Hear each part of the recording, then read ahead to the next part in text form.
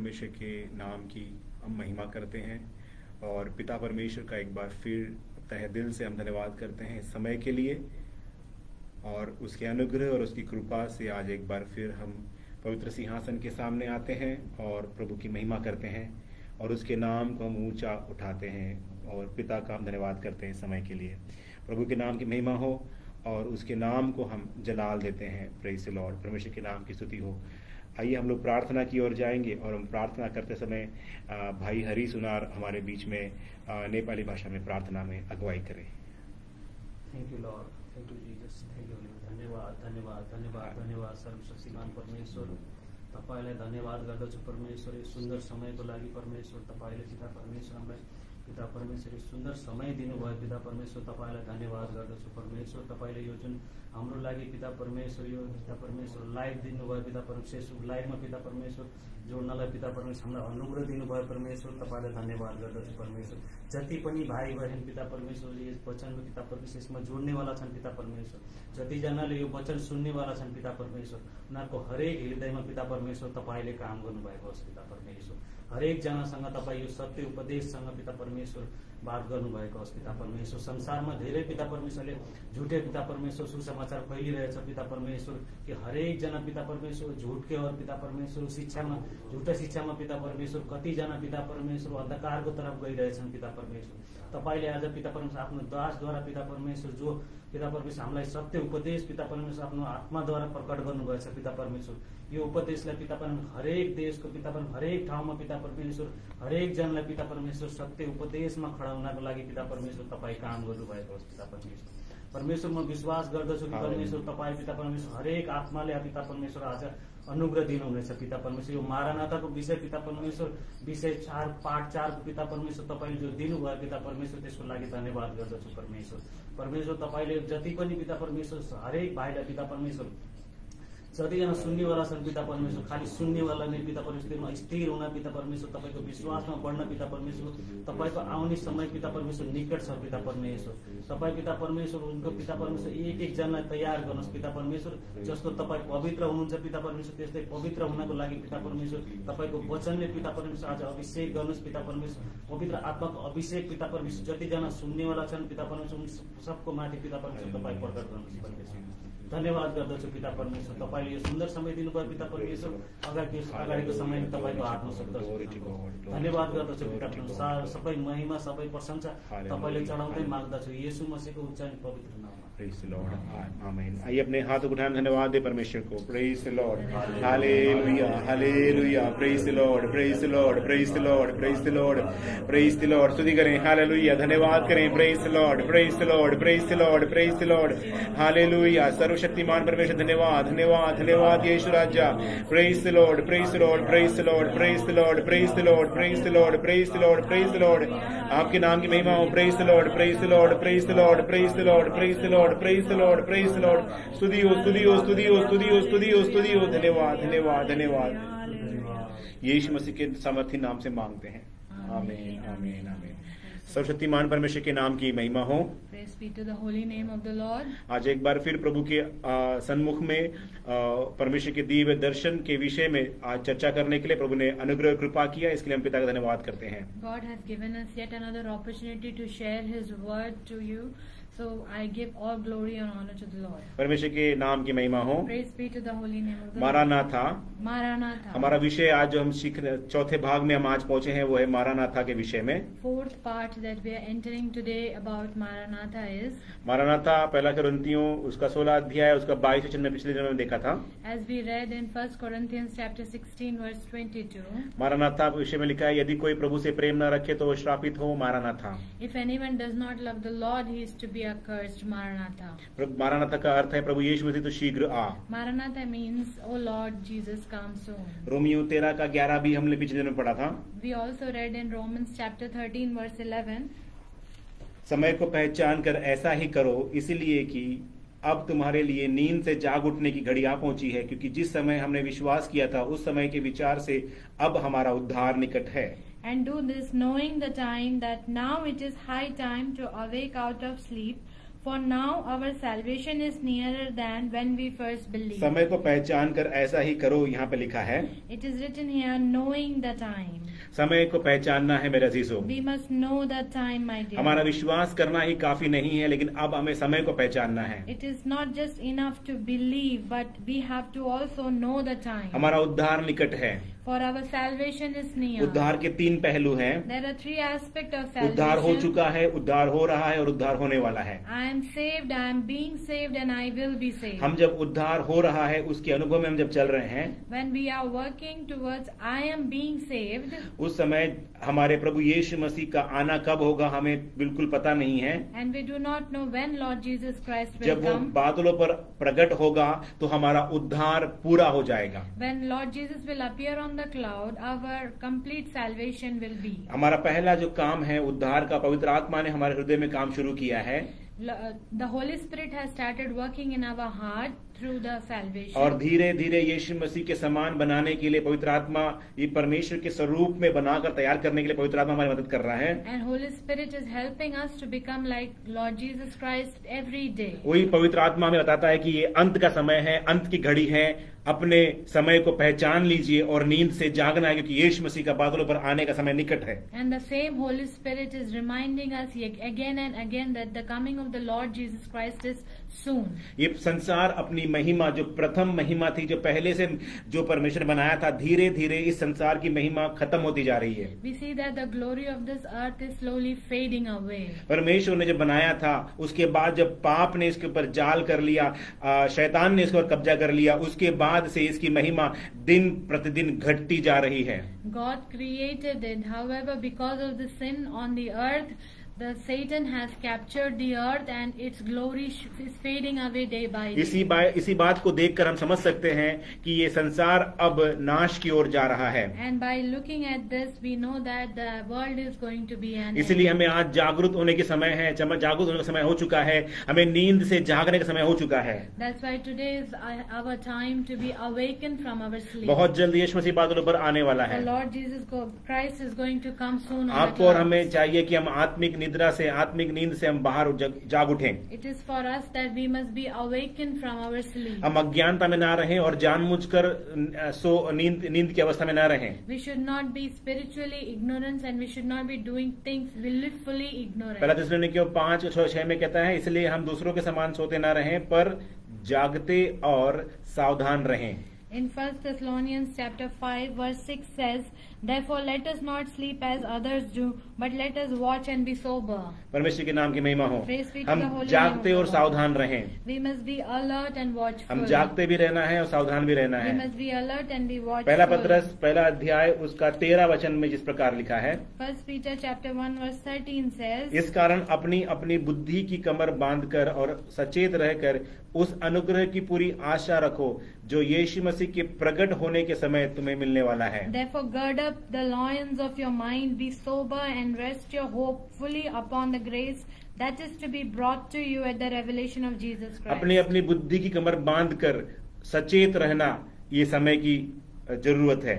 It is very necessary at this time that we must gird up the loins of our क्योंकि mind. यीशु मसीह के प्रकट होना और उससे मिलने का समय हमारे लिए बहुत ही निकट है। For Jesus Christ is going to appear soon and we are going to meet him. हमने इस प्रकार से देखा कि हमारा एक स्वर्गारोहण जो हमें उठा लिए जाने का जो समय है, वो समय बहुत ही निकट है, पर इस समय के बारे में हमें ज्ञात नहीं कि वो कब आने वाला है। We do not know when the coming of the Lord Jesus Christ is and when we will be ascended. लेकिन हम ये जान सकते हैं कि जिस प्रकार ये धरती, ये संसार एक सूनी और वीरान अवस्था में जिस प्रकार जा रही है, उस हालत को देखकर हम समझ सकते हैं कि ये पृथ्वी बहुत जल्द नाश होने वाली है। But looking at the circumstances and the situations that's happening on this world, we understand that it is approaching the end. पृथ्वी में नाना प्रकार की ऐसी हलचल हो रही है जिसको देखकर हम समझ सकते हैं लोगों के अंदर में विलाप और शोक, और लोगों के अंदर में इस पृथ्वी के प्रति जो कुछ भी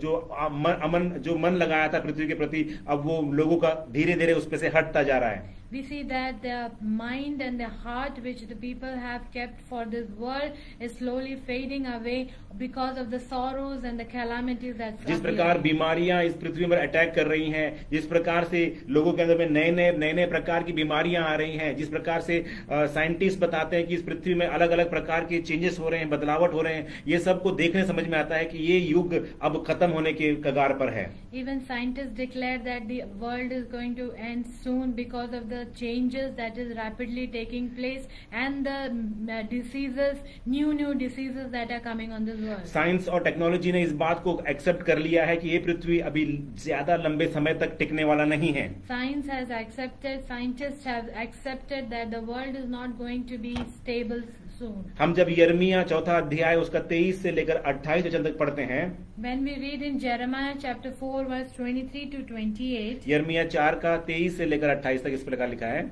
prophetical book of Jeremiah chapter 4 verse 23 to 28. मैंने पृथ्वी पर देखा, वह सूनी और सुनसान पड़ी थी और आकाश और उसमें कोई ज्योति नहीं थी.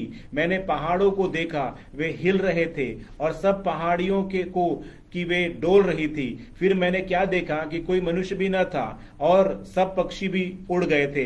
फिर मैं क्या देखता हूं कि यहोवा के प्रताप और उसका भड़का हुआ प्रकोप के कारण उपजाऊ देश जंगल और उसके सारे नगर खंडहर हो गए थे, क्योंकि यहोवा ने यह बताया, सारा देश उजाड़ हो जाएगा, तो अभी मैं उसका अंत न कर डालूंगा. इस कारण पृथ्वी विलाप करेगी और आकाश शोक का काल वस्त्र पहनेगा, क्योंकि मैंने ऐसे ही करने की ठान लिया और कहा भी है, और इससे मैं पछताऊंगा, इससे नहीं पछताऊंगा और न अपने प्राण को छोड़ूंगा. I beheld the earth, and indeed it was without form and void, and the heavens, they had no light. I beheld the mountains, and indeed they trembled, and all the hills moved back and forth. I beheld, and indeed there was no man, and all the birds of the heavens had fled. I beheld, and indeed the fruitful land was a wilderness, and all its cities were broken down at the presence of the Lord by his fierce anger.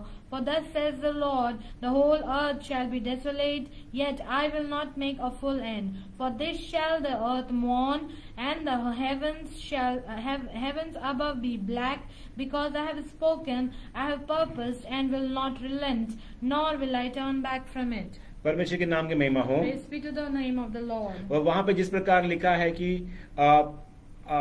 पहाड़ों को देखो, वे हिल रहे थे और पहाड़ियों को वे डोल रही थी.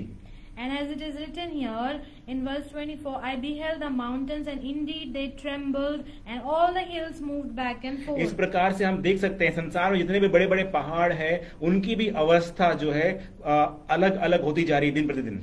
We see that even the mountains, the physical mountains, are being changed day by day. और सारा का सारा देश जो है उजाड़ की अवस्था में गया हुआ है. And the world is going to be in the form of destruction. और वहाँ 28 में लिखा है, आकाश शोक का काल वस्त्र पहनेगा. For this shall the earth mourn. आकाश जो है शोक का काल वस्त्र पहनेगा. इसका अर्थ क्या है? And the heavens above be black. What does it indicate? अंधकार वहां पर तेजी से बढ़ता जाएगा और जो आकाश की महिमा है वो भी धीरे धीरे घटती जाएगी. For the darkness will slowly increase, and we see that the glory of heavens also will fade. हम देख सकते हैं जो ओजोन लेयर जो बनाया गया हुआ है पृथ्वी के ऊपर, वो धीरे धीरे कमजोर होता जा रहा है. We see that the ozone layer that is above the earth is also becoming weak. कितने सैकड़ों सालों से धुआं उठते हुए जाते हुए ये ओजोन लेयर जो है एकदम विनाश की ओर, एकदम खत्म होने वाली अवस्था की ओर हम देख सकते हैं. We see because of the rapid changes on this earth, ozone layer is affected and is weakened. Ozone layer वो चीज है जो सूर्य की आने वाली किरणों को फिल्टर करके इस पृथ्वी पर लेकर आता है. We understand that ozone layer filters the rays that comes from sun. मनुष्य की पृथ्वी पे किए जाने वाले सारे परिणाम जो है, जो कार्य जो कुछ भी कर रहे हैं, इंडस्ट्रियल्स है या कोई जो ट्रांसपोर्टेशन है, इन सब बातों से जितनी भी जो धुआं और गंदगी उठती है, सारी गंदगी की वजह से वो ओजोन लेयर में छेद हो जा रहा है. Because of the high industrialization and the smoke that's coming out of the earth, the ozone layer has been affected. अगर इस प्रकार से वो छेद बढ़ता जाएगा तो सूर्य की सीधी किरणें पृथ्वी पर जब गिरेगी तो मनुष्य के अंदर में और नाना प्रकार की नई नई बीमारियां उत्पन्न होगी. And when the ozone layer is becoming weaker and once it's completely destroys, then the sun rays will start to enter on the earth directly, which will implement in many more diseases. और इस प्रकार पृथ्वी पे एक विलाप करने वाली अवस्था खड़ी हो जाएगी. And we will see mourning on this earth. इस प्रकार हम देखते हैं कोरोना वायरस की वजह से कई लाखों लोग आज इस दुनिया को छोड़कर चले गए हैं.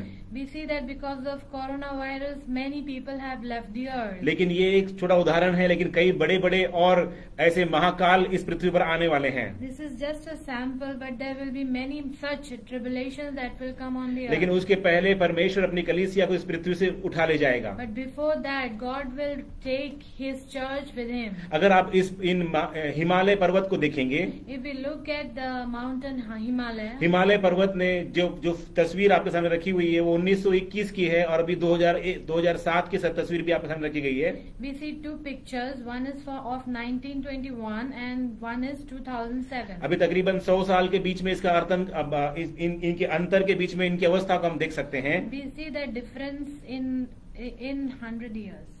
Almost 100 years. अप्रोक्सीमेटली 100 साल के भी अवस्था में हम देख सकते हैं कि उनकी हालत क्या हो रही है. We see the gap and the difference through the pictures in 100 years. जो ग्लेशियर है वहां से गलता हुआ नीचे निकल कर आ रहा है. The glacier is slowly melting down. जो बर्फ का जो स्तर है, बर्फ की जो स्थिरता है वहां से निकल कर घटती हुई नीचे से आ रही, पिघल रही है, पर्वतें पिघल रही हैं. Glaciers is melting down and we see the mountains. और वहां पे हम देख सकते हैं कि वहां का वातावरण और आकाश जो है, वहां का जो बर्फ है दिन प्रतिदिन घटता हुआ जा रहा है. उससे वहां उस पर्वत की, हिमालय पर्वत की महिमा जो है दिन प्रतिदिन घटती जा रही है. And we see that because the ice is slowly melting and fading away, we see also there the glory which was there before of the mountain is also fading away. जो ये पृथ्वी बनाया गया है मेरे देशों, ये पृथ्वी अटल नहीं है, ये टलने वाला है, ये घटने वाला पृथ्वी है.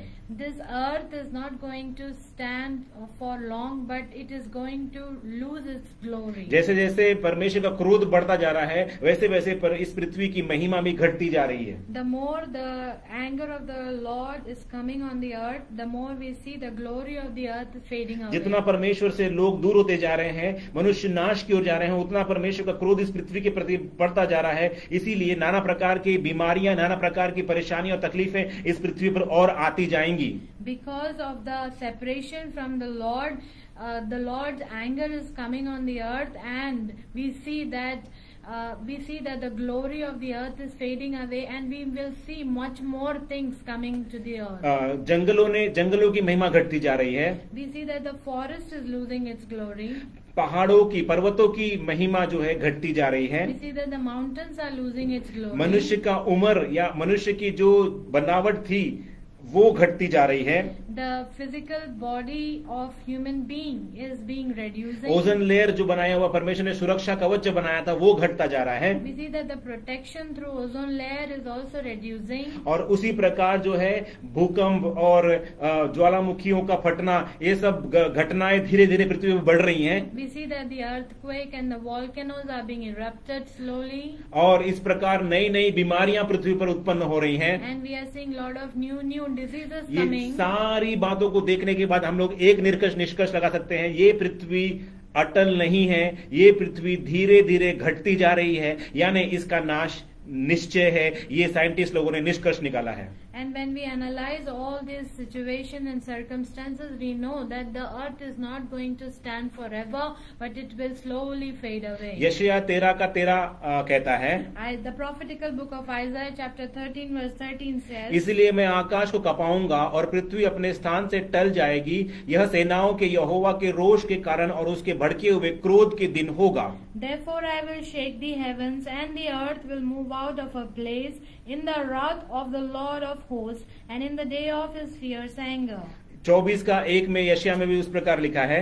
Prophetical book of Isaiah 24:1 also says, सुनो, यहोवा पृथ्वी के निर्जल और सुनसान करने पर है, वह उसको उलटकर उसके रहने वालों को तितर बितर करेगा. Behold, the Lord makes the earth empty and make its ways, distorts its surface and scatters abroad in inhabitants. यशायाह 24 का 20 भी कहता है, And 24:20 says, वह मतवाले के समान बहुत डगमगाएगी और मचान के समान डोलेगी. वह अपने पाप के बोझ से दबकर गिरेगी और फिर ना उठेगी।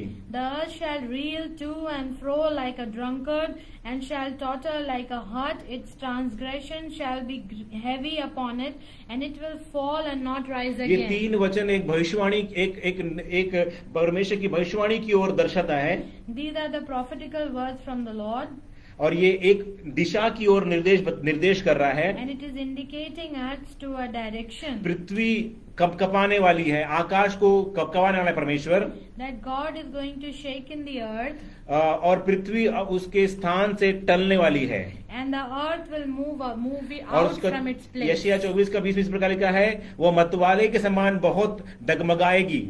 And as it is written in Isaiah chapter 24 verse 20, that it will totter like a drunkard, और मचान के समान डोलेगी, and shall totter like a hut, और अपने आप को बोझ से दबकर गिरेगी और फिर न उठेगी। and its transgression shall be heavy upon it, and it will fall and not rise ये again. पृथ्वी का बोझ अब दिन प्रतिदिन बढ़ता जा रहा है। We see that the heaviness on the earth is growing day by day. तकरीबन 750 करोड़ की आबादी इस पृथ्वी पर रह रही है। Approximately 750 crore. crores of population is on the earth. ये पृथ्वी अपने आप में जो है इस जनसंख्या की बोझ को और निर्माण के बोझ को और नाना प्रकार के पर्वतों के बोझ को सह नहीं पा रही है। इस प्रकार धीरे धीरे भूस्खलन हो रहा है इस पृथ्वी में। We see that the land is slowly sliding because of the population, because of rapid increase of population, increase of industrialization, and lot of changes on this earth.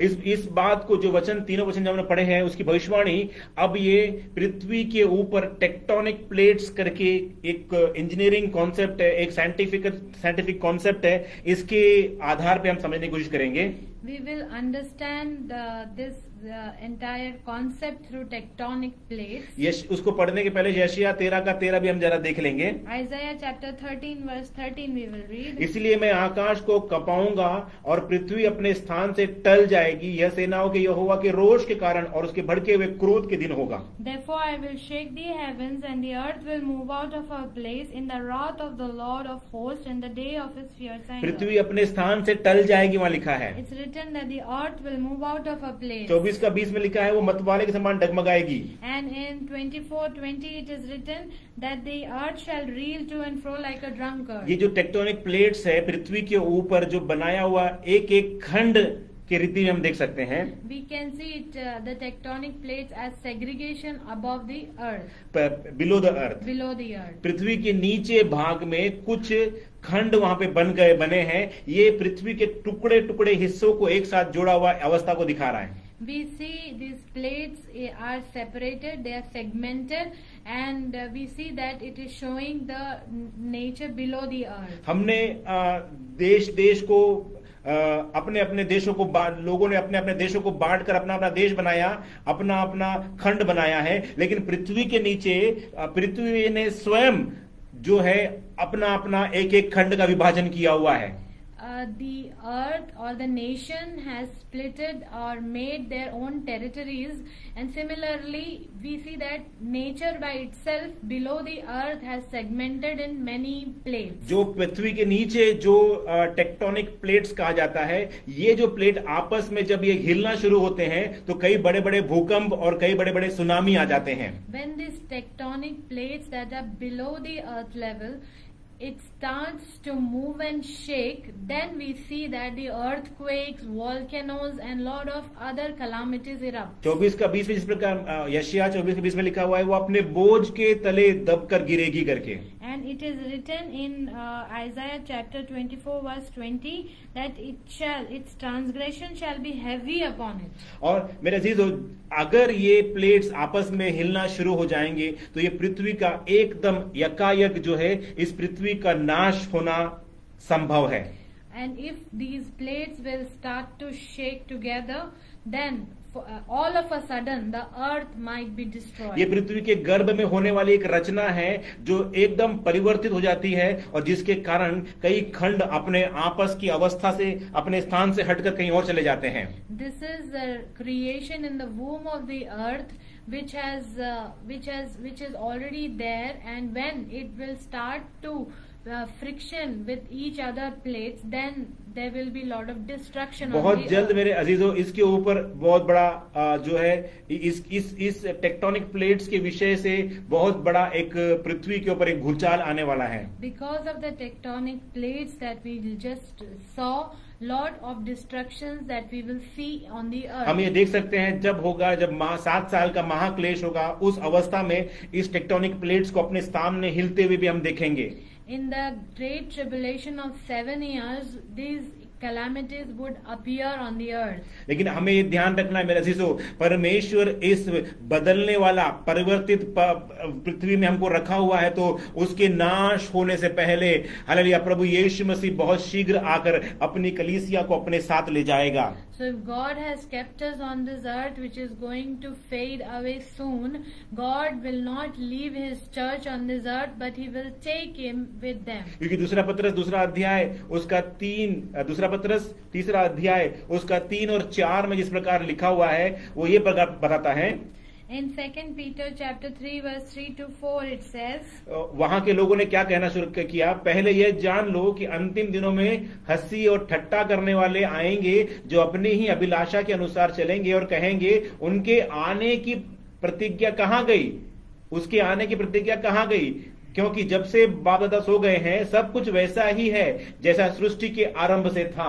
knowing this first, that scoffers will come in the last day, walking according to their own lust, and saying, where is the promise of His coming? For since the fathers fell asleep, all things continue as they were from the beginning of इस creation. पृथ्वी पर खड़े होकर के इसी प्रकार से कई दुनिया के लोग ये बोलते हैं, तुम्हारा यीशु मसीह कब आएगा, तुम्हारा यीशु मसीह किया हुआ वादा, तुम्हारे बाप दादा में लिखा हुआ वादा, 2000 साल पहले से किया हुआ वादा कहां पर आएगा, कैसे आएगा करके लोग मजाक उड़ा रहे हैं और लोग सवाल कर रहे हैं, ठट्टे में उड़ा रहे हैं कलीसिया को. Similarly, many scoffers and mockers have risen on this earth, and they are mocking at the church, asking, where is the Lord, where is the God, and when is He going to come? हम उन कहने वाले भाइयों से कहना चाहते हैं, तुम्हारे पैर के नीचे जिस पृथ्वी तुम खड़े हो उसका टेक्टोनिक प्लेट्स एक दिन बहुत जल्द हिलने वाला है. उस समय की अवस्था के न जाते हुए अपने आप को पापों की क्षमा मांगते हुए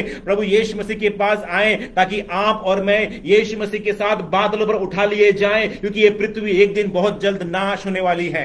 We want to tell to such scoffers who are mocking today that soon earth is going to fade away and the tectonic plates that are below the earth will be shaken, and before that the church will be resurrected. पहाड़ हिलाए जाएंगी और बहुत बड़े बड़े विनाश के कार्य होंगे उस समय मेरे जीजो, तब कोई बचाने वाला आपको नहीं मिलेगा. There will be a lot of mountains which will be shaken, and there will be destruction that we cannot even comprehend. Then nobody will be here to save us.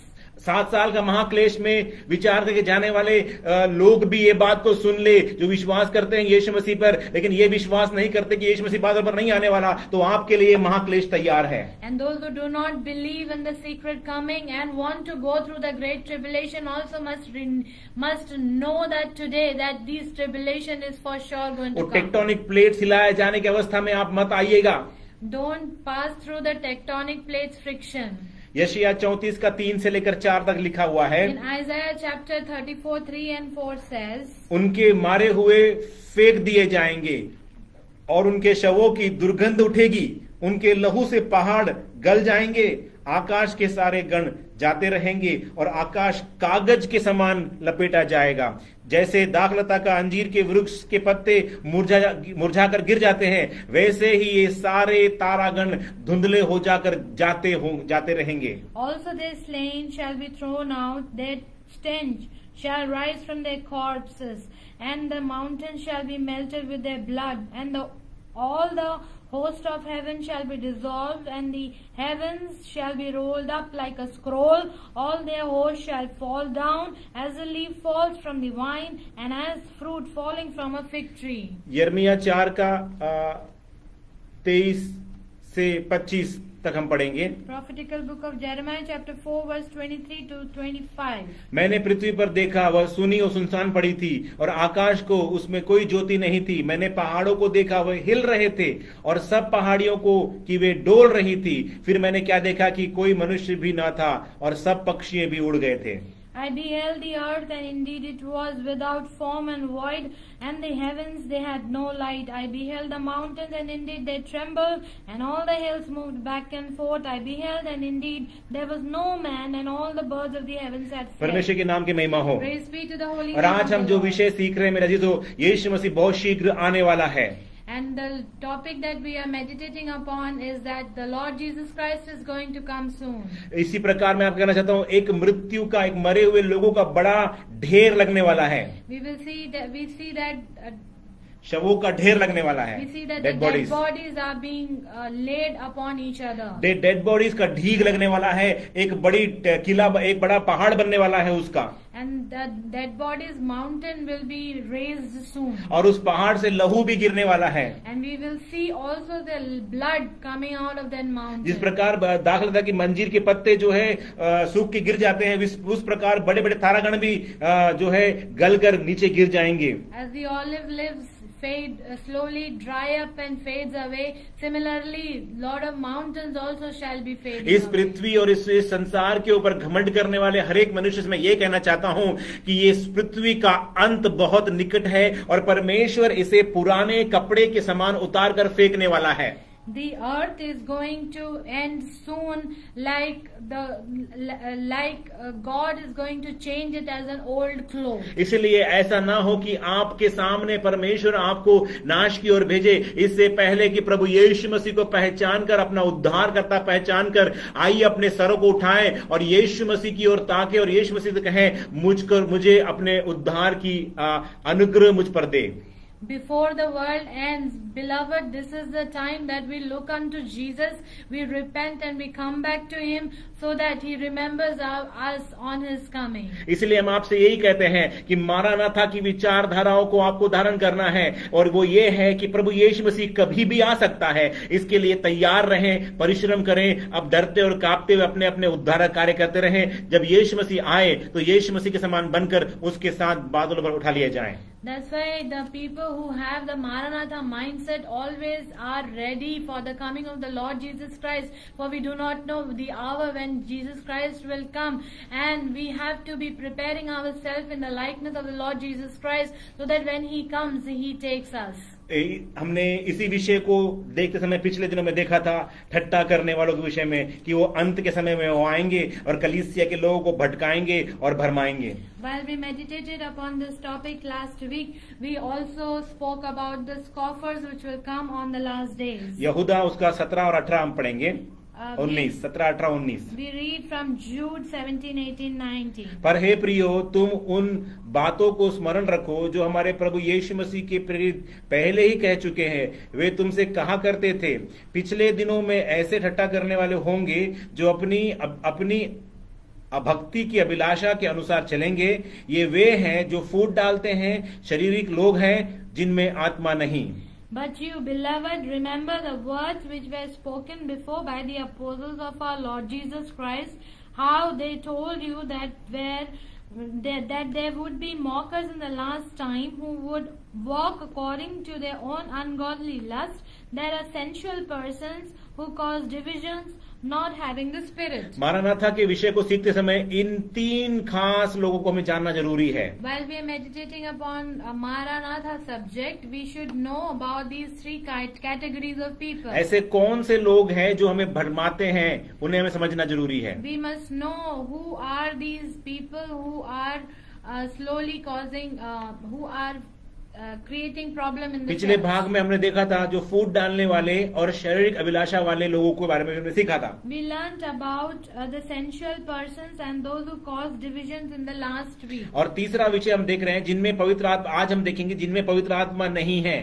And today we are going to learn about those who do not have the Spirit. ठट्टा करने वाले जिनके अंदर में आत्मा, पवित्र आत्मा नहीं है। The mockers who do not have the Spirit. दूसरा पत्रस 3 अध्याय उसका 3 और 4 वचन को हम जब पढ़ते हैं, 2 Peter chapter 3 verse 3 and 4 says, ये वो लोग हैं जो चुनौती कर देते हैं कलीसिया को।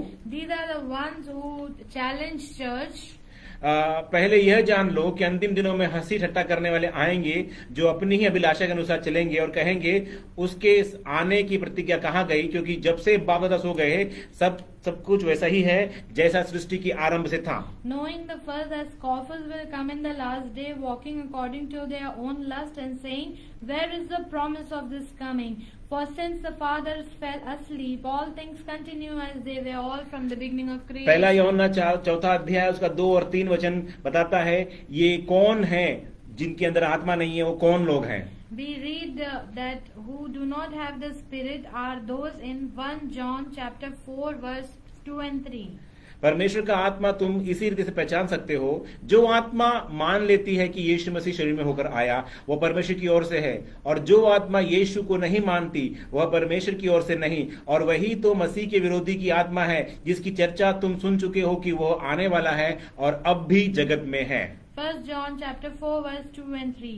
By this you know the Spirit of God. Every spirit that confesses that Jesus Christ has come in the flesh is of God. And every spirit that does not confess that Jesus Christ has come in the flesh is not of God. And this is the spirit of the Antichrist, which you have heard was coming and is now ready in the world. जिसमें पवित्र आत्मा नहीं है उसका अर्थ क्या है? What does it mean by not having the Spirit?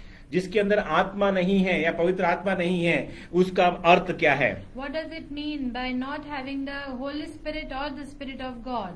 जिसके अंदर पहली बात है कि जिसके पास मसीह की आत्मा नहीं है उसकी वो है जिसके अंदर आत्मा नहीं है। First is those who do not have the Spirit of Jesus Christ is the one who do not have the Holy Spirit. जिसके पास मसीह की आत्मा नहीं है, मसीह की आत्मा। Those who do not have the Spirit of Christ. दूसरा है जिसके पास पवित्र आत्मा नहीं है। Those who do not have the Holy Spirit is the और second point. तीसरा जिसके शरीर में आत्मा नहीं है। And third is those who do not have the Spirit in body. याकूब 2:26 कहता है, In James chapter 2 verse 26 अतः says, जैसे देह आत्मा बिना मरी हुई है वैसे ही विश्वास भी कर्म के बिना मरा हुआ है। In James chapter 2 verse 26 it says, For as the body without the spirit is dead, so faith without work is also dead. परमेश्वर के नाम की महिमा हो। Praise be to the holy name of the जिसके अंदर Lord. मसीह की आत्मा नहीं, जिसके अंदर पवित्र आत्मा नहीं, जिसके अंदर जिस शरीर में आत्मा नहीं, वो मरा हुआ और मृतक कहलाया जाता है। Those who do not have the Spirit of Christ, those who do not have the Holy Spirit, and those who do not have the Spirit in the body are like dead.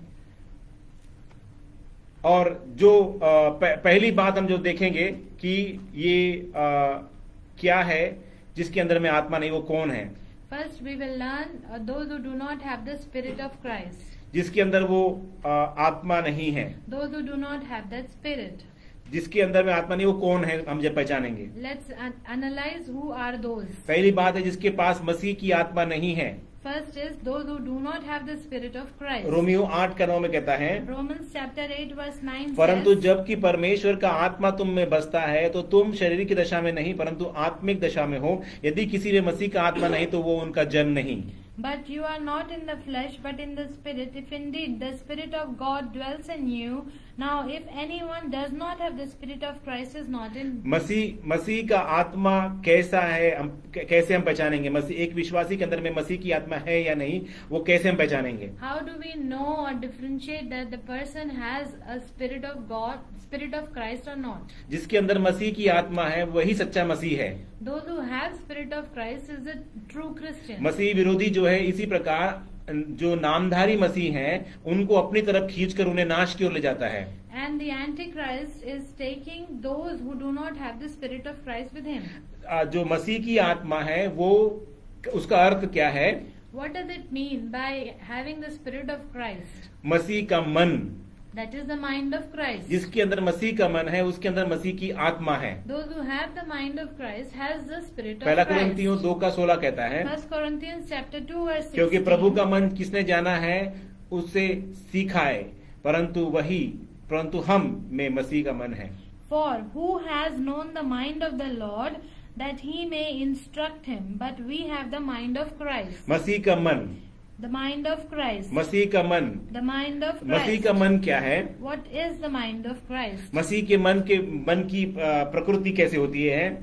How is the nature of the mind of Christ? हम पहले देख रहे हैं मसीह की आत्मा क्या है, First we are seeing what is the Spirit of Christ. और मसीह की आत्मा यानी मसीह का मन। And the Spirit of Christ is the mind of Christ. फिलिपियों 2:4 से लेकर 5 तक जब हम पढ़ते हैं, In Philippians chapter 2 verse 4 to 5 says, हर एक अपने ही हित की नहीं वरन दूसरे की हित की चिंता करें। जैसा मसीह यीशु का स्वभाव था वैसा ही तुम्हारा भी स्वभाव हो। In Philippians chapter 2 verse 4 to 5 says, "Let each of you look out not only for his own interest, but also for the interest of others. Let this mind be in you, which was also in Christ Jesus." मसीह का मन का मतलब क्या है? What does it mean by having the mind of ऐसा Christ? जीवन जो निस्वार्थ जीवन है, ऐसा जीवन जो खुद के लिए नहीं जीना है। This is the life of those who do not live for themselves, but they have interest of others. यीशु मसीह ने अपने आप के लिए, अपने स्वयं के लिए नहीं जिया, लेकिन यीशु मसीह ने समस्त मानव जाति के उद्धार के लिए जीवन जिया। Jesus Christ did not live for his own, but he lived for the salvation of the mankind. यीशु मसीह ने अपने आप को, स्वयं को कलवरी क्रूस पर दे दिया ताकि मनुष्य जाति का उद्धार हो। Jesus Christ gave himself on the cross of Calvary so that we might be saved. वो कोई पाप नहीं किया, कोई अधर्म नहीं किया, लेकिन पाप का सारा दंड उसके ऊपर डाल दिया गया। Jesus Christ did not do any sin, but he bore all the iniquities on him. Praise the Lord, परमेश्वर के नाम की महिमा हो। Praise be to the holy name of the Lord. मसीह का मन की अवस्था वो है मेरे अजीजों, हम अपने लिए नहीं लेकिन मसीह के लिए जिए। The mind of Christ is the one that do not live for ourselves or do not live for own interest, but live for Christ. क्योंकि यीशु मसीह ने हमारे लिए जिया, हम मसीह के लिए जिए। Similarly, as Jesus Christ lived for us, we must live for Him. यशायाह 53 का 4 से लेकर 7 तक जब हम पढ़ते हैं, When we read the prophetical book of Isaiah chapter 53 verses 4 through 7, निश्चय उसने हमारे रोगों को सह लिया और हमारे लिए दुख को उठा लिया, तो भी हमने उसे परमेश्वर का मारा, कूटा और दुर्दशा में पड़ा हुआ समझा। परंतु वो हमारे ही अपराधों के कारण घायल किया गया, वो हमारे धर्म के कामों के कारण कुचला गया। हमारी ही शांति के लिए उस पर ताड़ना पड़ी कि उसके कोड़े खाए जाने से हम चंगे हो जाएं। हम तो सब के सब भेड़ों के समान भटक गए थे, हमने हर एक अपने अपना मार्ग ले लिया और यहोवा ने हम सबों का अधर्म का बोझ उसी पर लाद दिया। वो सताया गया तो भी सहता रहा और अपना मुंह न खोला। इस प्रकार भेड़ वध होने के समय और भेड़ी ऊन कतरने के समय चुपचाप शांत रहती है, वैसे ही उसने भी अपना मुंह न खोला। Surely he has borne our griefs and carried our sorrows, yet we esteemed him stricken, smitten by God and afflicted. But he was wounded for our transgressions, he was bruised for our iniquities. The chastisement of our peace was upon him, and by his stripes we are healed. All we like sheep have gone astray, we have turned every one to his own way, and the Lord has laid on him the iniquity of us all. He was oppressed and he was afflicted, yet he opened not his mouth. He was led as a lamb to the slaughter, and as a sheep before its shearers is silent, so he opened not his mouth.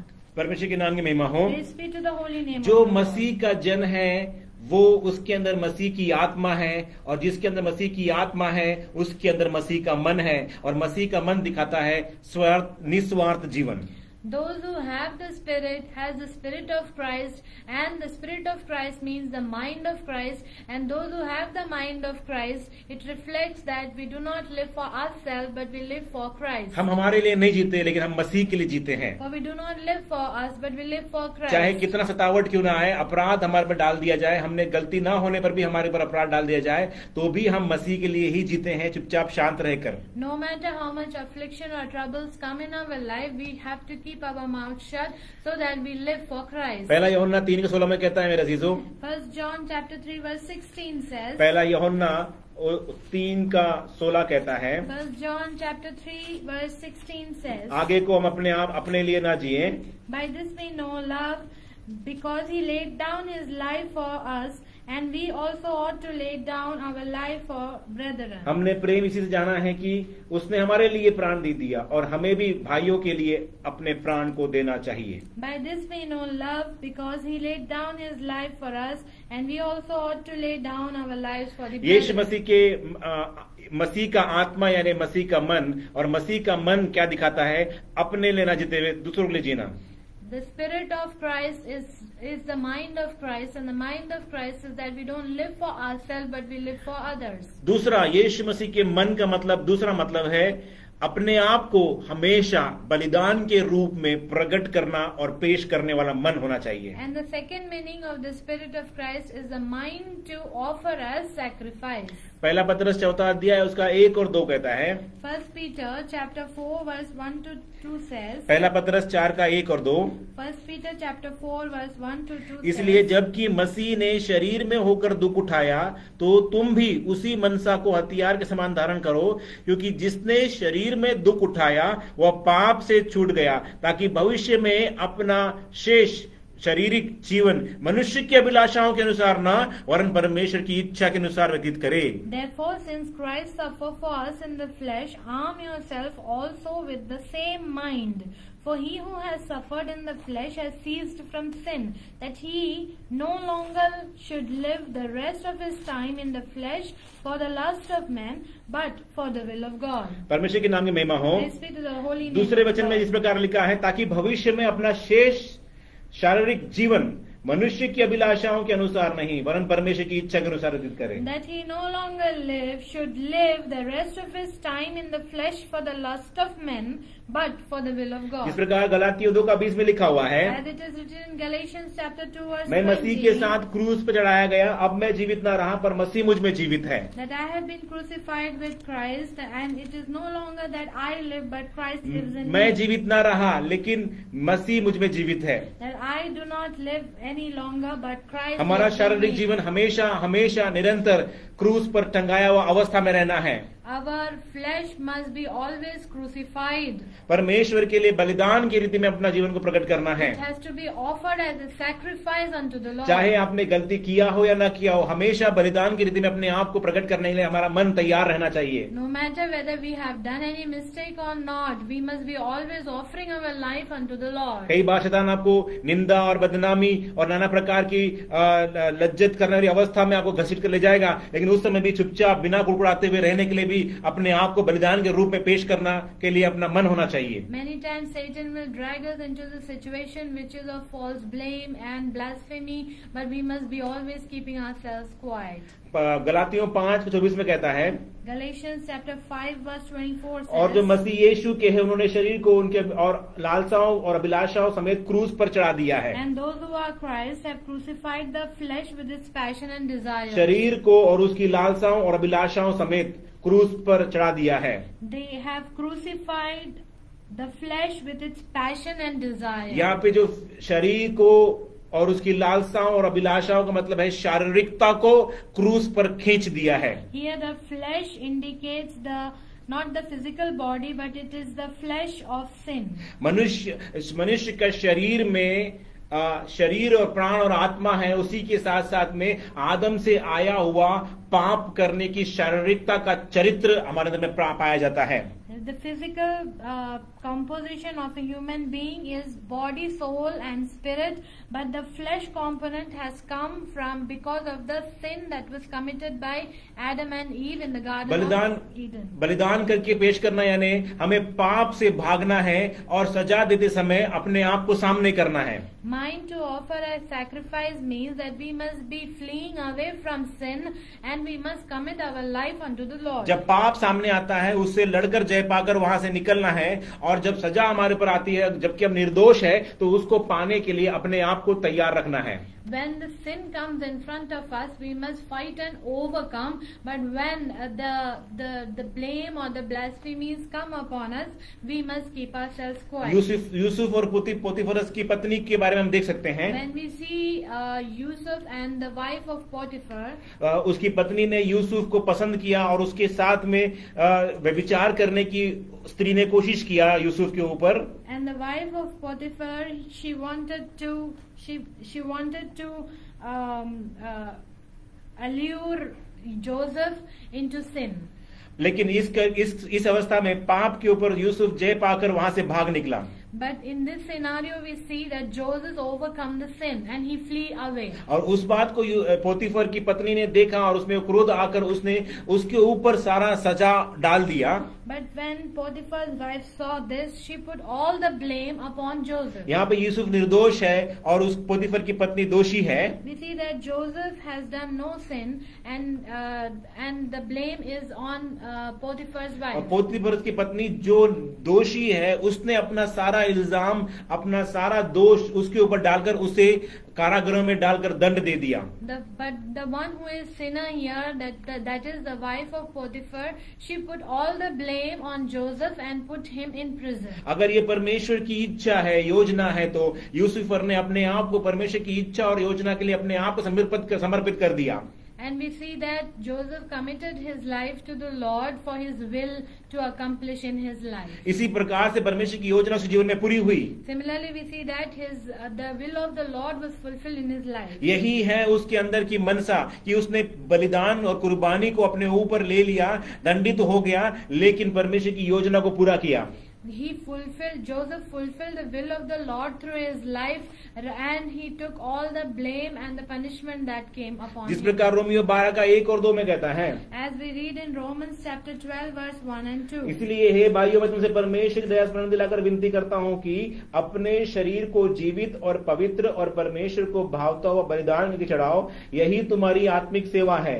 इस संसार के सदृश न बनो, परंतु तुम्हारे मन के नए हो जाने से तुम्हारा चाल चलन भी बदलता जाए, जिससे तुम परमेश्वर की भली और भावती और सिद्ध इच्छा को अनुभव से मालूम करते रहो। I beseech you therefore, brethren, by the mercies of God, that you present your bodies as a living sacrifice, holy, acceptable to God, which is your reasonable service, and do not be conformed to this world, but be transformed by the renewing of your mind, that you may prove that is good and acceptable and perfect will of God. हमेशा हमारे शरीर, प्राण, आत्मा को परमेश्वर के सन्मुख में बलिदान करके चढ़ाना है, यही परमेश्वर को भाता है। We must always sacrifice our body, soul and spirit in front of the Lord, and this pleases the Lord. क्योंकि मसीह की इस दौड़ते समय कई प्रकार के रोकने वाले पाप और उलझाने वाले पाप हमारे सामने आकर हमें भटकाने की कोशिश करते हैं। For there are many sins which will ensnare us, which will come in the path of the walk with Lord. लेकिन अगर आपका हृदय, आपका मन जो है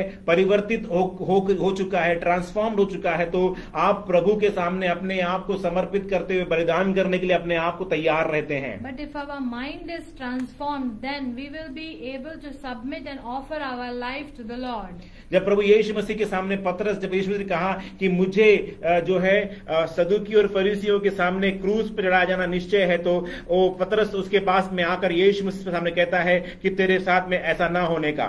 When Jesus said that it is for sure that I will be blamed and be put to death in front of Sadducees and Pharisees, then Peter says, no, it should not happen to you.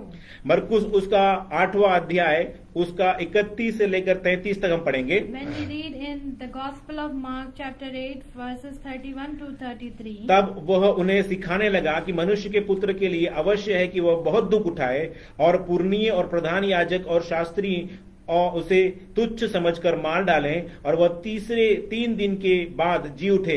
उसने यह बात उसे साफ साफ कह दी। इस पर पतरस उसे अलग ले जाकर झिड़कने लगा, परंतु उसने फिर कर अपने चेलों की ओर देखा और पतरस को झिड़क कर कहा, हे शैतान, मेरे सामने से दूर हो, क्योंकि तू परमेश्वर की बात पर नहीं परंतु मनुष्य की बात पर मन लगाता है। And he began to teach them that the Son of Man must suffer many things and be rejected by the elders and the chief priests and scribes and be killed, and after 3 days rise again.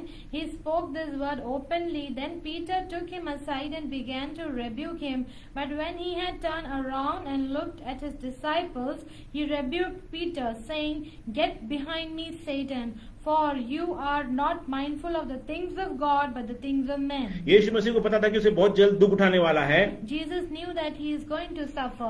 उसके हाथ और पैर पे कील ठोके जाने वाले हैं। That he will be nailed, his hand and legs will be nailed. उसके ऊपर कोड़े मारे जाने वाले हैं। He will be having stripes. और उसके सर पर कांटों का ताज लगाया जाने वाला है। And he will be having crowns of उन thorns. सारी अवस्थाओं को यीशु मसीह जानता था। Jesus knew all these things will happen. और इस बात को जब उनको प्रकट किया तो वो ये बात को सुनकर पतरस ने कहा कि ऐसा नहीं होने का। But when he revealed these things to them, Peter rebuked him. और उसे कह दिया कि यीशु मसीह को पतरस झिड़कने लगा।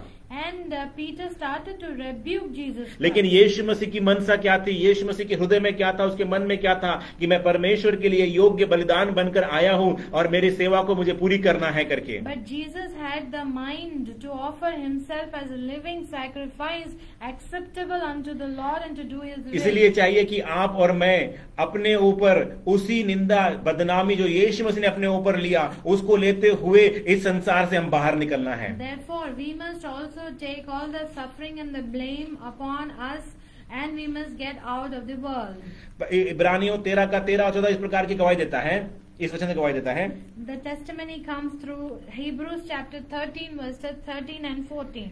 पौलुस कहता है, इसलिए आओ उसकी निंदा अपने ऊपर लिए हुए छावनी के बाहर उसके पास निकल चले, क्योंकि यहाँ हमारा कोई स्थायी नगर नहीं, वरन हम एक आने वाले नगर की खोज में हैं। Therefore let us go forth to him outside the camp bearing his reproach, for here we have no continuing city, but we seek the one to come. वहाँ लिखा हुआ है उसकी निंदा अपने ऊपर लिए हुए छावनी के बाहर निकले। It is written here that bearing his reproach we must go outside the camp. परमेश्वर के नाम की महिमा हो। Praise be to the holy name of the Lord. परमेश्वर का यानी माइंड ऑफ क्राइस्ट यानी यीशु मसीह का मन का मतलब क्या है?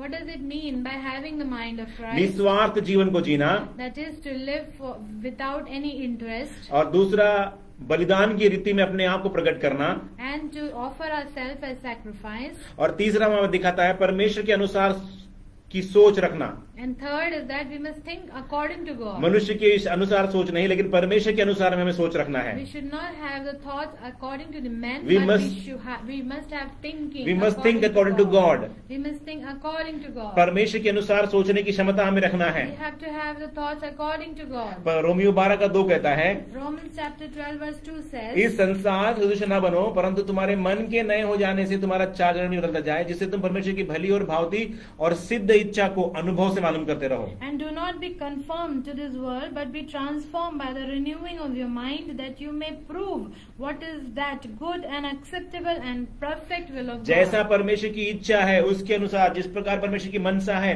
उसके अनुसार हमें सोचने के लिए परमेश्वर से प्रार्थना करना है। We must think and pray as per the will and the mind of God. हमारी सोच में एक बड़ा ट्रांसफॉर्मेशन, एक बदलाव आना है मेरे अजीजों। Our mind should have a huge transformation. एक नवीनीकरण यानी एक नया माइंड, नया मन हमारा प्रभु के प्रति होना चाहिए। Our mind must be renewed and transformed. परमेश्वर के नाम की महिमा हो। Praise be to the holy name of the Lord. हमें चाहिए कि परमेश्वर जिस प्रकार सोचता है उसके अनुसार हमारी मनसा होनी चाहिए। We must think as God thinks. यूहन्ना में प्रभु यीशु मसीह कहता है कि मेरी इच्छा यह है कि मेरे भेजने वाले की मर्जी को पूरी करूं। In John, Jesus Christ says that I want to do the will of the one who sends me. परमेश्वर के नाम की महिमा हो। Praise be to the holy name of the Lord. अभी जिस प्रकार हमने देखा कि जिसके पास आत्मा नहीं है उसके बारे में पहली बात देखा, स्पिरिट ऑफ क्राइस्ट के बारे में। We learnt about those who do not have the Spirit, and we learnt about the Spirit of Christ as first point. पहला पॉइंट देखा हमने मसीह की आत्मा के बारे में। We saw about who do not have the Spirit of Christ. मसीह की जिसके अंदर आत्मा नहीं, यानी उनके अंदर मसीह की आत्मा नहीं। Those who do not have the Spirit do not have the Spirit of Christ. ये मसीह की आत्मा यानी मसीह का मन। And what is the Spirit of Christ? Spirit of Christ is the mind of Christ. मसीह का मन क्या है? What is the mind of Christ? निस्वार्थ जीवन, बलिदान पूर्वक जीवन, और Not living as per our own and living as per the interest of और others and as per the interest of the पहला है कि हमें निस्वार्थ जीवन, और दूसरा बलिदान का जीवन, और तीसरा परमेश्वर की सोच के अनुसार जीवन। That first one is the selfless life. The second one is the life that is according to the will of the Lord, and third is to think according to the Lord. और दूसरी बात है जिसके अंदर पवित्र आत्मा नहीं, उसकी दूसरी बात है जिसके अंदर पवित्र आत्मा नहीं है, वो पॉइंट है। second point of not having the Spirit is the one who do not have the Holy Spirit. जिसके पास पवित्र आत्मा नहीं है। Those who do not have the Holy हमें Spirit. पवित्र आत्मा क्यों चाहिए? Why do we need Holy Spirit? क्यों हमें सबसे बड़ा कार्य पवित्र आत्मा का क्या है? What is the most and the biggest work of the Holy Spirit? पवित्र आत्मा इसलिए आया ताकि वो अविनाशी बीज को लेकर आकर हमारे अंदर में भीतरी मनुष्य को उत्पन्न करे। The Holy Spirit came into this world so that He can bring the incorruptible seed of the Lord in our heart and make us in His likeness. और दिन प्रतिदिन हमें यीशु मसीह के स्वरूप और समानता में बनाते जाएं, And day by day He must make us like Jesus ताकि Christ. जब उसके आगमन में वो आए तो हमें उसके साथ बादलों पर उठा लिए जाएं। So when Jesus Christ comes, He might take us with Him on the clouds. दूसरा कुरिन्थियों 3:17 और 18 वचन कहता है, 2 Corinthians chapter 3 verse 17 and 18 says, प्रभु तो आत्मा है और जहाँ कहीं प्रभु का आत्मा है वहाँ स्वतंत्रता है, परंतु जब हम उस सब के सब उघाड़े चेहरे से प्रभु का प्रताप इस प्रकार प्रकट होता है जिस प्रकार दर्पण में, तो प्रभु के द्वारा जो आत्मा है हम उसी तेजस्वी रूप में अंश अंश करके बदलते जाते हैं। Now the Lord is the Spirit, and where the Spirit of the Lord is, there is liberty. But we all with unveiled face, beholding as in a mirror the glory of Lord, are being transformed into the same image from glory to glory, just as by the Spirit of the Lord. आपको और मुझे चाहिए कि हम दिन प्रतिदिन प्रभु यीशु मसीह के स्वरूप और समानता में बनते जाएं। It is necessary for us to be in the likeness of Lord Jesus Christ day by day. और उसके स्वरूप में बनने के लिए पवित्र आत्मा हमें मदद करता है। And in order to become like Jesus Christ, Holy Spirit helps us. पवित्र आत्मा हमें पाप के विषय में कायल करता है। Holy Spirit पाप के विषय में कायल करता है। Holy Spirit pricks us for sin, convicts us on sin. धार्मिकता के विषय में बताता है। He talks us about righteousness. सच्चाई की ओर मार्ग में ले चलता है। He takes us in the path of truth. सब बातें सिखाता है। He teaches us all truth. सब बातें बताता है, समझाता है। And He makes us learn everything. और भविष्य में आने वाली बातों को हमें प्रकट करता है। And He reveals the things that are going to come. इससे बढ़कर यीशु मसीह के स्वरूप और समानता में हमें बनाता है। But above all, He prepares us to be in the likeness of Jesus Christ. जिसके अंदर पवित्र आत्मा नहीं है मेरे जीजो, वो प्रभु यीशु मसीह का स्वरूप बन नहीं सकता उनके अंदर में। Those who do not have the Holy Spirit cannot become like Jesus Christ. क्योंकि यीशु मसीह के समान बनने के लिए पवित्र आत्मा ही हमारी पूर्ण संपूर्ण मदद करता है। For in order to become like Jesus Christ, Holy Spirit helps us to become like Him. इसलिए जिसके अंदर में आत्मा नहीं है, जो वचन लिखा शब्द देख रहे हैं, उसका मतलब ये उनके अंदर पवित्र आत्मा नहीं है, इसीलिए वो मसीही विरोधी की आत्मा उनके अंदर समाकर वो कार्य करते हैं। So when we learning about not having the Spirit, it means that they do not have the Holy Spirit. That means they have the spirit of the Antichrist which is working in them. और तीसरी बात हम देखते हैं कि जिनके अंदर में, जिनके शरीर में आत्मा ही नहीं है। And the third point we learn in not having the Spirit is those who do not have the spirit and body. जिसके शरीर के अंदर में आत्मा नहीं है वो मरा हुआ है। Those who do not have the Spirit in their body, they are dead. प्रकाशित वाक्य 3 अध्याय उसका 1 वचन कहता है, Revelation chapter 3 verse 1 says, Sardis की कलीसिया के दूत को यह लिख, जिसके पास परमेश्वर की 7 आत्माएं और 7 तारे हैं, वो यह कहता है कि मैं तेरे कामों को जानता हूँ, तू जीवित तो है, कहलाता है, पर मरा हुआ है। And to the angel of the church in Sardis write, these things say, He who has the 7th Spirit of God and the 7 stars, I know your works, that you have a name, that you are alive, but you are dead. यहाँ लिखा है कि तू जीवित तो कहलाता है पर मरा हुआ है। Here it is written that you have a name, that you are alive, but you are dead. एक कलीसिया जीवित कलीसिया है, एक मरी हुई कलीसिया है। We see that one church is dead church and another one is the living एक church. कलीसिया मरी हुई अवस्था में कब आती है? When does a church come in a dead stage? हमें 6 बातों को ध्यान रखना है। We must remember 6 things. एक शरीर के अंदर में 6 चीजें खास बातें होती हैं। There are 6 important things found in the body. एक शरीर में होती हैं हड्डियां, In body we have bones, नसें, veins, मांस, flesh, त्वचा, skin, खून blood, और आत्मा। and spirit. ये 6 बातें शरीर में होती हैं। These 6 things are found in the body. अगर इसमें से एक भी चीज इसमें से इस कलीसिया में नहीं है तो वो कलीसिया मरी हुई अवस्था में है। If any of these 6 things are not found in the church of God or the body of Christ, then the church is dead. क्योंकि कलीसिया में यीशु मसीह सर है और कलीसिया बदन और देह या शरीर है। For in the church, the body is the church and the head is the God, Jesus Christ himself.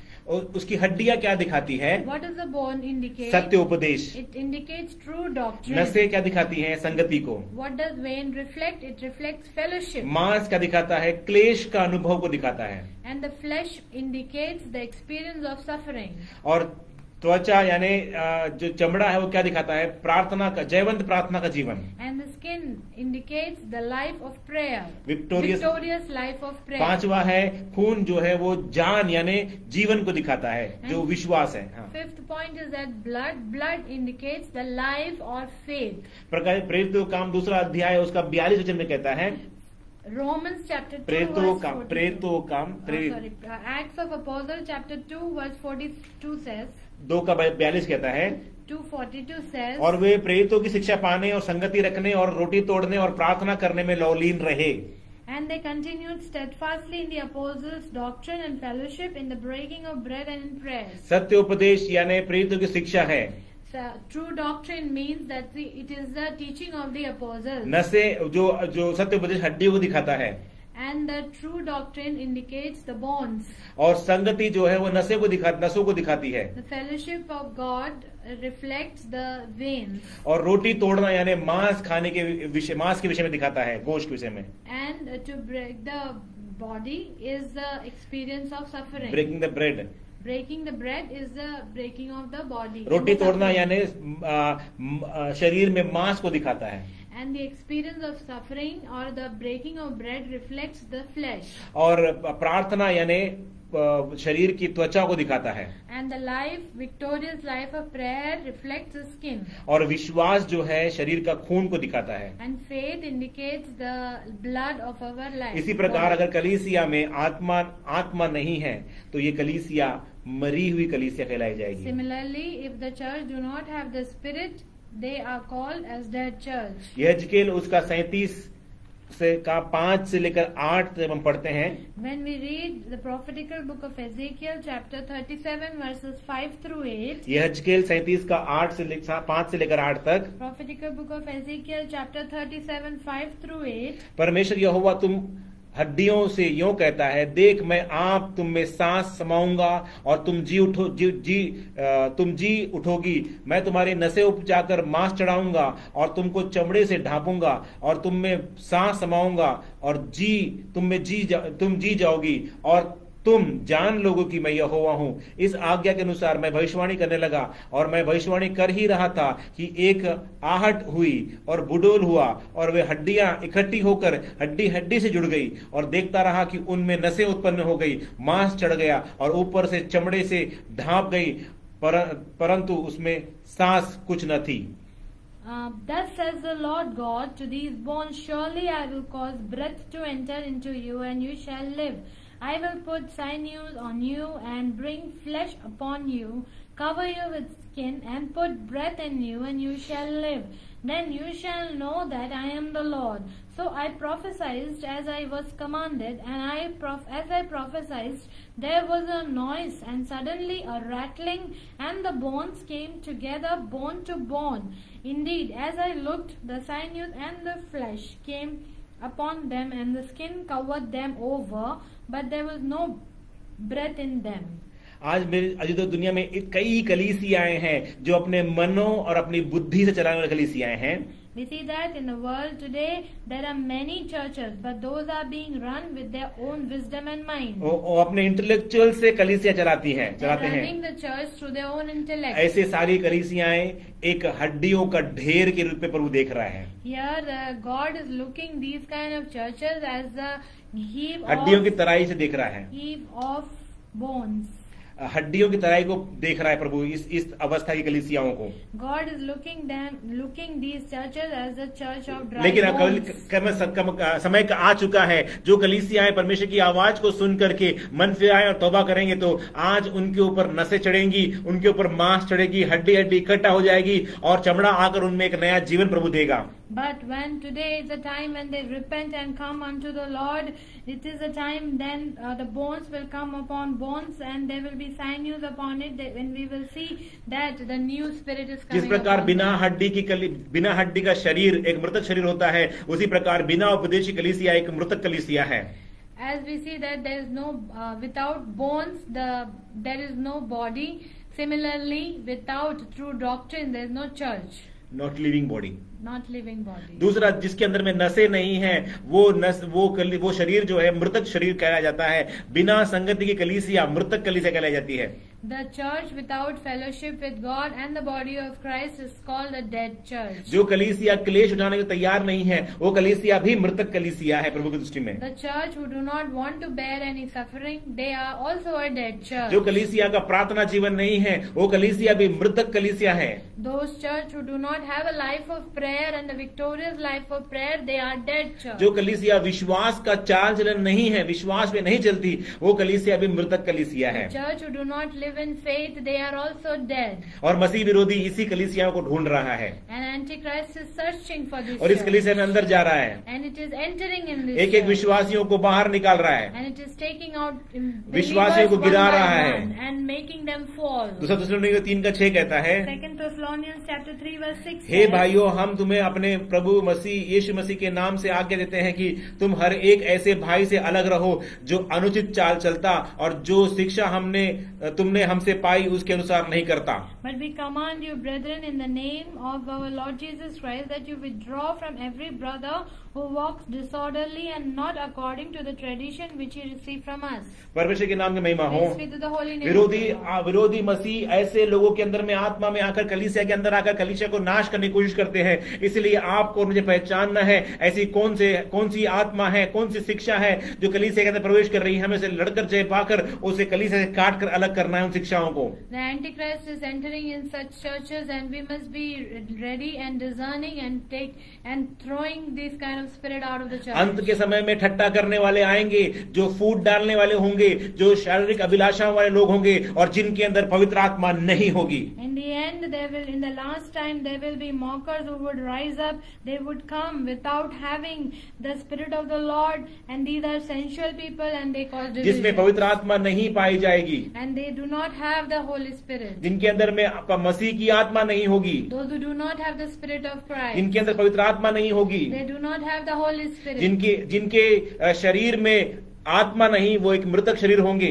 And these are the bodies without spirit, and they are dead. इसलिए प्रार्थना करें कि प्रभु हमारे अंदर में मसीह की आत्मा पाई जाए। That's why we must pray that let the Spirit of Christ be found in us, हमारे अंदर में पवित्र आत्मा पाई जाए, and the Holy Spirit be found in us, हमारे अंदर सही आत्मा पाई जाए, and we must have the true Spirit. ताकि हम अंत के समय में प्रभु यीशु मसीह के आगमन में हर एक कलीसिया लड़कर जय प्राप्त करने के लिए तैयार रह जाएं। So during the end times, let all the churches be ready to fight and overcome, to be in the likeness अपने of God. सृष्टिकर्ता को पहचान कर तैयार हो जाएं। We must know who our God is, and we must be prepared. हम वो हृदय धारण करें जो यीशु मसीह का हृदय था, मन था, वही हम धारण करें We must have the mind of Christ in us, और उसकी बुलाहट के अनुसार हम चलें। and we must live according to His calling. आइए हम प्रार्थना करें, प्रभु से धन्यवाद दे परमेश्वर को। Let's thank and praise the Lord. Praise the Lord, praise the Lord, praise the Lord, praise the Lord, praise the Lord, praise the Lord, hallelujah, glory to God, praise the Lord। खुदावंद तेरा धन्यवाद, धन्यवाद, thank you Jesus, hallelujah। पिता परमेश्वर हम पर अनुग्रह कर, कृपा कर, हालेलुया। ठट्टा करने वाले आएंगे, विरोध करने वाले आएंगे, विरोधी मसीह आएगा, उनके साथ लड़कर जय पाने के लिए प्रभु तू कृपा करना, हालेलुया। हम ना फूट डालने वाले और उनको पहचान पाए, हम शारीरिक अभिलाषा वाले लोगों को हम पहचान पाए, और ऐसे लोग जिनके अंदर आत्मा नहीं है उनको हम पहचान पाए, और यीशु मसीह के नाम से, हालेलुया, उनको ऊपर लड़कर जय प्राप्त करके उन्हें पिता परमेश्वर, हालेलुया, अलग करने की क्षमता में दे परमेश्वर, हालेलुया, पहचानने की ताकत और शक्ति और सामर्थ्य परमेश्वर, ताकि आपके गुप्त आगमन में प्रभु, हालेलुया, हमें जो तैयार होना है ईमानदारी के साथ, विश्वास योग्यता के साथ में, आपके मसीह प्रेम के अनुसार, आपके वचन के अनुसार, सत्य उपदेश के अनुसार हम अपने आप को तैयार कर सके, और प्रभु यीशु मसीह तू शीघ्र आ, या मारा नाथा करके पुकार सके मारा नाथा के पुकार सके प्रभु, हालेलुया, और आपकी इच्छा हमारे जीवन में पूरी होने पाए। Praise the Lord, praise the Lord, praise the Lord. धन्यवाद, धन्यवाद, धन्यवाद। सारी प्रार्थना विनती उद्धार करता यीशु मसीह के नाम से मांगते हैं, कबूल कर ले। Amen. Amen. और पिता का प्रेम, प्रभु यीशु मसीह का अनुग्रह और पवित्र आत्मा की सहभागिता अब से लेकर जब तक खुदावंद यीशु मसीह दोबारा बादलों पर ना आ जाए तब तक हमारे बीच में हमेशा हमेशा होती रहे। बोले खुदावंद यीशु मसीह की, प्रभु यीशु मसीह की, प्रभु यीशु मसीह की। शीघ्र आने वाला मारानाथा, मारानाथा, मारानाथा, प्रभु यीशु मसीह शीघ्र आने वाला है। Hallelujah, hallelujah, hallelujah, hallelujah. Praise the Lord. आप सबों को जय मसीह की।